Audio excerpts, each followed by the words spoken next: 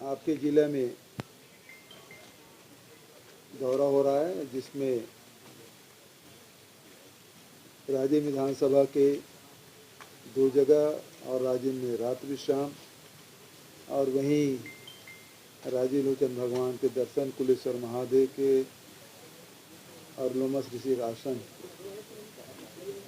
में दर्शन, और उसके बाद कल आपके देवभोग और बिंद्रा नवागढ़, और फिर शाम को सभी सामाजिक संगठनों से मुलाकात हुई। मुख्य रूप से इस ज़िले में, क्योंकि ये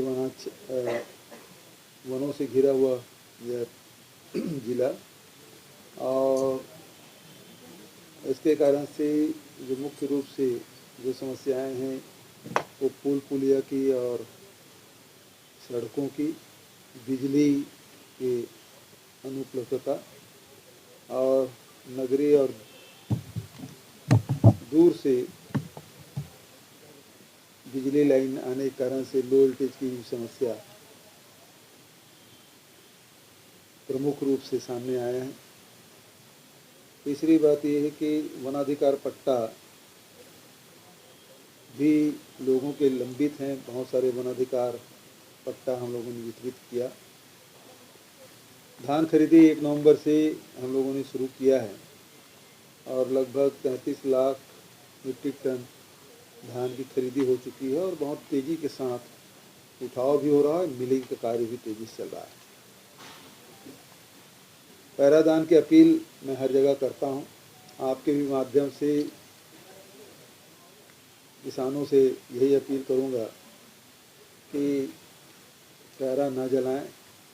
पैरा जलाने से कार्बन उत्सर्जन होता है, और जिससे प्रदूषण अधिक फैलता है। पैरादान करने से मवेशी को जहाँ चारा मिलेगा, और गोबर भी हमको उपलब्ध होगा। वर्मी कंपोस्ट बना रहे हैं, और धीरे धीरे प्रदेश जैविक खेती की तरफ आगे बढ़ रहा है। इसका लाभ किसानों को मिल रहा है। कृषि में अब उत्पादन पहले से बढ़ा है। जहाँ 60 लाख मीट्रिक टन धान खरीदी होती थी 2017 तक के, अब ये बढ़ के पिछले साल तक के 98 लाख मीट्रिक टन हो गया। किसानों की संख्या में 15 लाख से बढ़ के 26 लाख हो गया। कृषि रकबा 22 लाख हेक्टेयर से बढ़ के 31 लाख हेक्टेयर हो गया। तो जहाँ किसानों के संख्या में वृद्धि हो रही है, रकबा में भी वृद्धि हो रही है, और उत्पादन में भी वृद्धि हो रही है, और इससे हमारे अन्नदाताओं के जो आर्थिक स्थिति है उसमें सुधार। यहाँ राजीव गांधी किसान न्याय योजना के माध्यम से गौ पालकों के गोधन न्याय योजना और भूमि श्रमिक न्याय योजना के माध्यम से मजदूरों को आर्थिक सहायता, और उसी प्रकार से क्योंकि यहाँ लघु उपज कभी की भी खरीदी होती है, तो पहले केवल 7 प्रकार के लघु उपज खरीदी किया जाता था, 65 प्रकार के लघु उपज कर रहे हैं, और उसके साथ साथ उसका वैल्यू एडिशन भी कर रहे हैं।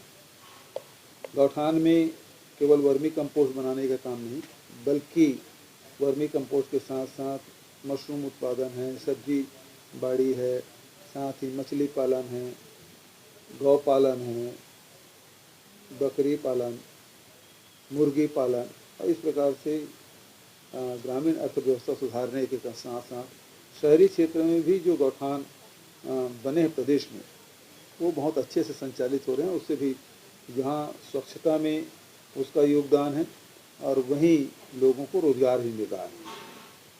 एक कदम आगे बढ़ के अब रूरल इंडस्ट्रियल पार्क हमने शुरुआत की है। देवभोग में भी 7 करोड़ लागत के कल भी हमने शिलान्यास किया, जिसमें लघु उपज के प्रोसेसिंग प्लांट लगेंगे, जिससे लोगों को रोजगार मिलेगा। ये महत्वपूर्ण है, क्योंकि हमारे पास सोमाली के साथ जंगल है, और उन जंगलों से लघु उपज हम लोग संग्रहित करते हैं, और उसका यदि वैल्यू एडिशन करते हैं तो निश्चित रूप से जहाँ वन उपज के संग्राहकों को ज़्यादा पैसा मिलेगा, वहीं लोगों को रोजगार के नए अवसर मिलेंगे। तो कुल मिला के यह है कि सबके आय में वृद्धि हो, और इस दिशा में लगातार पिछले 4 साल से हम लोग काम कर रहे हैं, और बहुत आशातीत सफलता भी मिली है।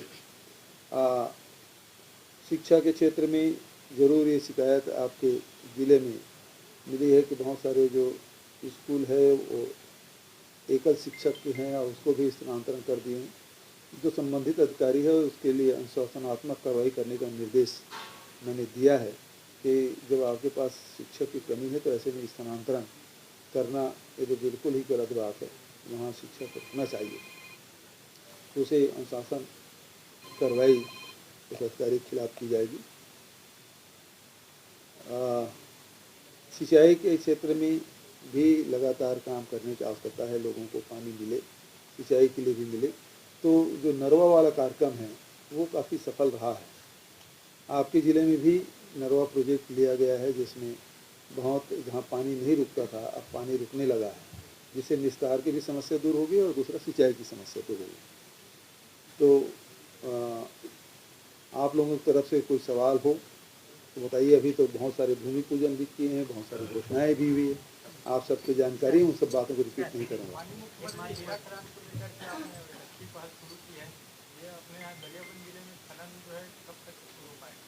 देखिए, ये क्योंकि ये मामला कोर्ट में था, फिर ट्रिब्यूनल में था, ट्रिब्यूनल के फैसला आने के बाद राज्य सरकार के द्वारा हाई कोर्ट में केस लगाया गया है, लेकिन उसकी सुनवाई नहीं हुई है। मैंने विभाग से कहा है कि इसके हियरिंग करा के जो भी फैसला हाई कोर्ट से हो उसके अनुसार फिर आगे हम लोग बढ़ें। बहुत लंबे समय तक के रोकना उचित नहीं है। कुमारी सौर्या नई प्रभारी बनी है, अगले साल चुनाव के लिहाज से नई प्रभारी को कैसे देखते हैं? पहली बात तो ये है कि पुनिया जी, पीएल पुनिया साहब लगातार करीब 6 साल तक के यहाँ के प्रभारी रहे और उसके कार्यकाल में जहाँ हम लोग उनके मार्गदर्शन में हम लोगों ने काम किया और विधानसभा चुनाव हम लोग जीते। नगरीय निकाय और पंचायती राज के चुनाव हुए, उसमें जीत हासिल हुई और उसके साथ साथ जितने उपचुनाव हुए उसमें भी हमको सफलता मिली है। तो पुनिया जी का कार्यकाल उपलब्धि भरा रहा है और मैं उसके प्रति आभार व्यक्त करता हूं और उन्हें धन्यवाद भी देता हूं कि भी पूरा होने दीजिए। और हमारी शैलजा बहुत ही अनुभवी राजनेता हैं, केंद्रीय मंत्री रही हैं, हरियाणा प्रदेश कांग्रेस कमेटी के अध्यक्ष भी रही हैं, तो संगठन का भी उनको अनुभव है और सत्ता का भी अनुभव है। तो निश्चित रूप से महिला होने के नाते जो मार्गदर्शन मिलेगा और महिलाएं आज आधी आबादी है तो और यहाँ महिलाएं भी बैठी है तो ये लोग तो बढ़ चढ़ के फिर और इनकी सक्रियता देखने की मिलेगी शैलजा जी के नेतृत्व में, ऐसा मैं सोचता हूँ। मुख्यमंत्री जी, आम इंसान की जिंदगी में 2 चीजें सबसे ज्यादा मायने रखती है, पहली शिक्षा और दूसरी स्वास्थ्य। शिक्षा के लिए आपने आत्मानंद की शुरुआत की और स्वास्थ्य के लिए स्वास्थ्य हरिद्वार। राहुल गांधी जी आपके हर सभा संबोधन में शिक्षा की लेकर बात करते हैं तो ट्विटर अकाउंट पर हमेशा आपकी तारीफ करते हैं। भविष्य में से और क्या योजना देखने को मिलेगी? देखिए, सबसे पहली बात तो ये है कि हमारे बच्चे भी खासकर मिडिल क्लास है, लोअर मिडिल क्लास है, गरीब वर्ग के लोग अंग्रेजी स्कूल के फीस नहीं पटा पाते थे। फीस जमा भी करते थे तो पूरा महीने के जो खर्च है वो ख़त्म हो जाता था। ऐसे समय में स्वामी आत्मानंद अंग्रेजी स्कूल की शुरुआत हमने की। अब चूँकि अब ये 11वीं 12वीं पढ़ लेंगे तो हमने फैसला किया है कि कॉलेज भी 10 कॉलेज अंग्रेजी माध्यम के पूरे प्रदेश में खोलें, शुरुआत उससे करें ताकि आगे भी पढ़ाई उसके अंग्रेजी माध्यम से जब हायर स्कूल के एजुकेशन जब इंग्लिश में हुआ है तो कॉलेज के भी एजुकेशन अंग्रेजी में हो। दौरा हुआ, मैनपुर क्यों नहीं हो महोदय? आगे समय कर लेंगे। सीएम साहब कल काउंटिंग है महानु प्रतापपुर, हिमाचल प्रदेश और गुजरात में, क्या उम्मीद करते हैं? अब 24 घंटे तक के तो इस समय तक के तो रिजल्ट और रुझान तो पता चल ही जाएगा। सर, गरियान जिले में आपका 3 साल बाद आगमन हुआ है, विलम्ब का कारण क्या है? और गरियान में जिले में 3 कलेक्टर बदल गए, 3 एसपी बदल गए, हर 3 महीने में तहसीलदार बदल रहे हैं, यहाँ प्रशासनिक कार्य बहुत ढीला है। हाँ, अभी एसपी कलेक्टर कम बदलना चाहिए, बल्कि जो 15-20 साल से जमे हुए हैं। कल ही शिकायत मिली थी, किसी पत्रकार ने मुझसे कहा था तो उसका मैं परीक्षण करा रहा हूँ और बहुत लंबे समय से जमे उसको हटाना है। सर फर्जी शिक्षा करने में भी एक जांच का आदेश आप दे देते हैं। ठीक है, माननीय मुख्यमंत्री जी, 2 दिन से आपका गरियाबंद जिले का दौरा है। इसका जवाब नहीं आ पाया। इनका जवाब तो ये था 3 साल बाद आया हूँ, ये बात बिल्कुल सही है, लेकिन 2 साल कोरोना में भी बीत गया, तीसरे साल पहुँच भी गया।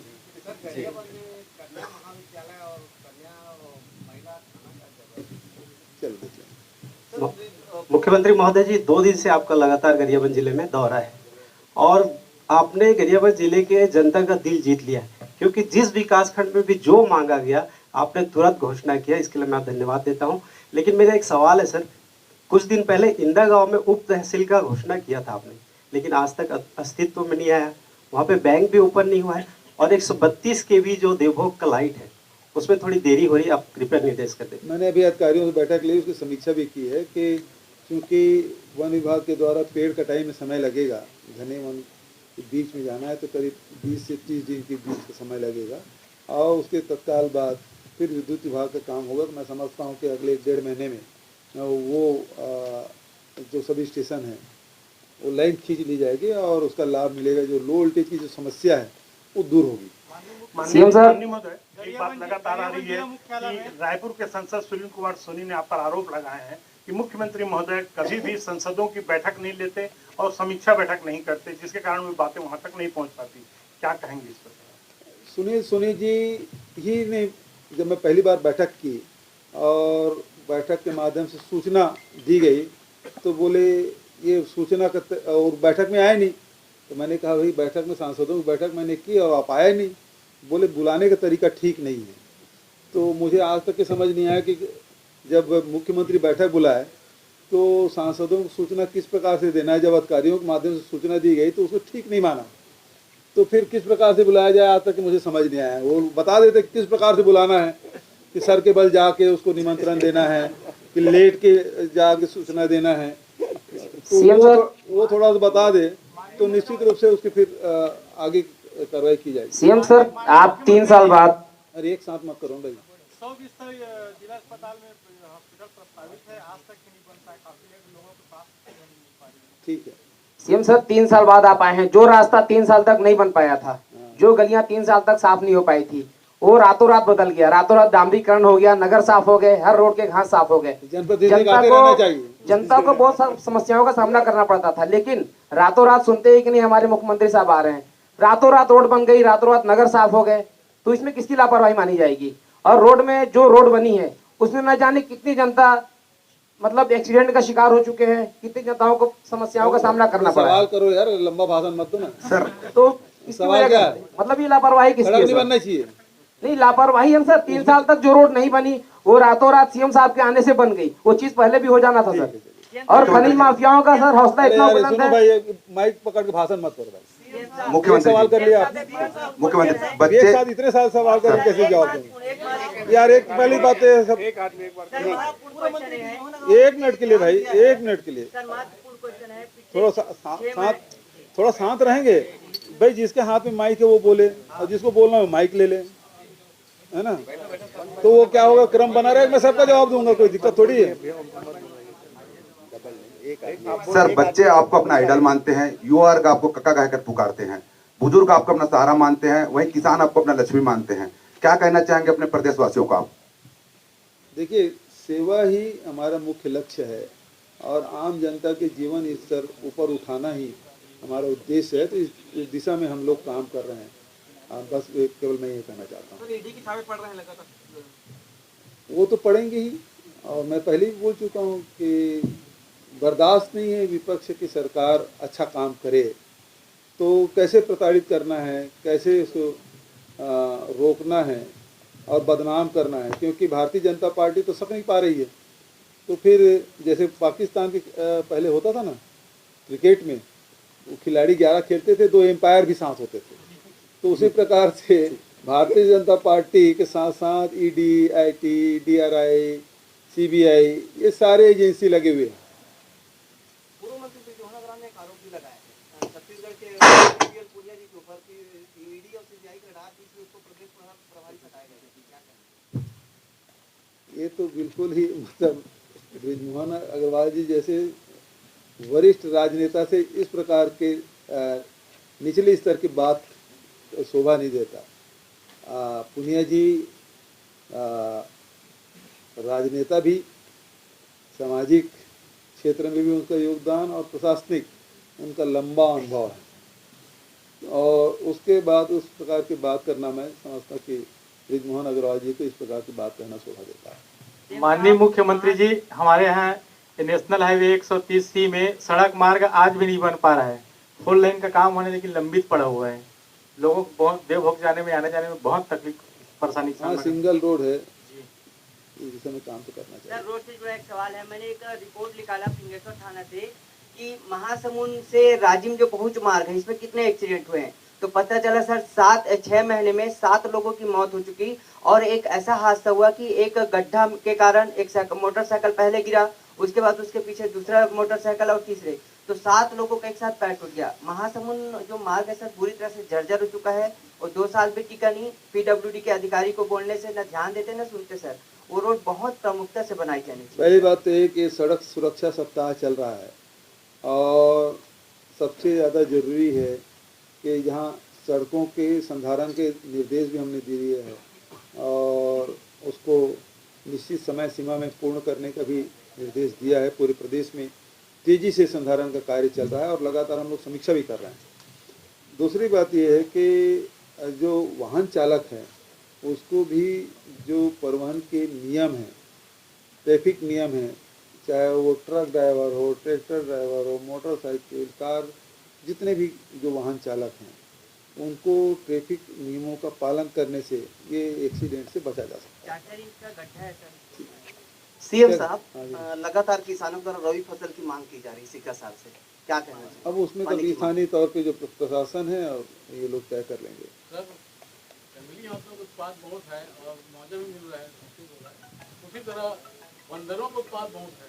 तो बंदरों के उत्पाद से जो नुकसान हो रहा है मुआवजा मिलेगा? उसका वो तो फॉरेस्ट में नियम है, जो धारा 4(6) के तहत जो नियम है उसके तहत देना है। अभी जो वन्य पशु से यदि मानव द्वंद्व होता है, उसके कारण कुछ अंग भंग होता है या जान चली जाती है, तो उसकी मुआवजा की व्यवस्था है। दूसरी बात मैं कहना चाहूँगा, अभी फॉरेस्ट डिपार्टमेंट को हमने निर्देश दिया है कि जो हाथी के विचरण क्षेत्र है, वहाँ आप यदि नरवा वाला प्रोजेक्ट है उसको ठीक से संचालित करें, और दूसरे उसके जो वो भोजन करना पसंद करते हैं उन वृक्षों को वहाँ रोपण करें, तो हाथी बाहर नहीं जाएगा। अभी हमने अचानक मार में बहुत अच्छा काम किया फॉरेस्ट डिपार्टमेंट में, और वहाँ पेड़ों की भी रोपनी किए, और नरवा वाला प्रोजेक्ट है बहुत अच्छे से काम किया। तो पानी रुका। हाथी की 2 चीज़ चाहिए, पानी मिल जाए पर्याप्त, और दूसरा उसके खाने के लिए चाहे बाँस हो, केला हो, बरगद के पत्ते हों, तो उस प्रकार से सब चीज़ें वो पसंद करते हैं। तो उन चीज़ों का वहाँ रोपनी कर दें तो फिर हाथी जाएगा नहीं। और एक अध्ययन यही है कि अचानक मार में जब से ये काम हुआ है, तब से हाथी वहाँ 18 हाथी जमे हैं, वो निकल ही नहीं रहे। तो उसी प्रकार से हमारे पास जंगल है, नाला है, वहाँ हम रोकने की व्यवस्था करते हैं, और जहाँ पानी रुका है वहीं उसके खाने पीने के जो चीज़ें हैं उसको हम लोग लगा दें, और ये निर्देश दिया हुआ भी है और कर भी रहे हैं। तो मैं समझता हूँ बहुत जल्दी से फिर वो खेत की तरफ नहीं आएंगे, गांव की तरफ नहीं आएंगे, वो अपने मस्त रहने वाले हैं। और मानव और हाथी के द्वंद्व क्यों होता है कि जब हाथी फसल चरने के लिए खेतों में आ जाते हैं, तो फसल बचाने के लिए किसान उसको फिर कभी उसको आग जला के भगाने की कोशिश करते हैं, कभी पटाखा फोड़ के भगाने की कोशिश करते हैं। कई बार जो कौतूहलवश लोग सेल्फी लेने पहुंच जाते हैं, तो इस प्रकार से घटनाएं होती है, तो उसको रोका जाना चाहिए। दूसरी बात बंदरों की बात है। बंदर है, चाहे अब हमारे यहाँ खासकर इस ज़िले में तेंदुआ की शिकायत आती है गर्मी के दिन में, वो सीधा घरों में घुस जाते हैं। क्यों? खाने की चीज़ नहीं मिलता, पानी नहीं मिलता, तो गांव आ जाते हैं। यदि हम नाला बंधान जो कर रहे हैं उसे तेजी से करेंगे तो वन्य पशु फिर गांव की तरफ नहीं आएगा। बंदरों की स्थिति क्या है भाई? बंदरों को खाना चाहिए, और वहाँ आपके पत्ता भी नहीं मिलता, फल भी नहीं मिलता, तो बंदर फिर गांव की तरफ आते हैं। तो वहाँ यदि उस प्रकार से बिही है, अमरूद है, तुम्हारा बेर है। बेर तो नहीं खाता बंदर क्योंकि कांटा होता है, भागता है उससे। तो जो चीज़ें पसंद करते हैं उस प्रकार के वृक्षारोपण कर दें। मैंने फलदार वृक्ष लगाने के लिए वन विभाग को बोला है। यहाँ भी जिस फलदार वृक्ष लगाएं तो वन्य पशु के भोजन भी होगा, और हम लोग कभी पत्रकारों के साथ घूमने उमने जाएँ तो हम लोग भी सीजनल फ्रूट हम लोग भी मिल जाएगा। ठीक है, बहुत बहुत धन्यवाद। सर सीता नदी उदंती में एक शेर दिखा चलो गया है, ठीक है, अच्छी उसकी बात है। सुरक्षा को लेकर चलो, धन्यवाद। गाड़ियाँ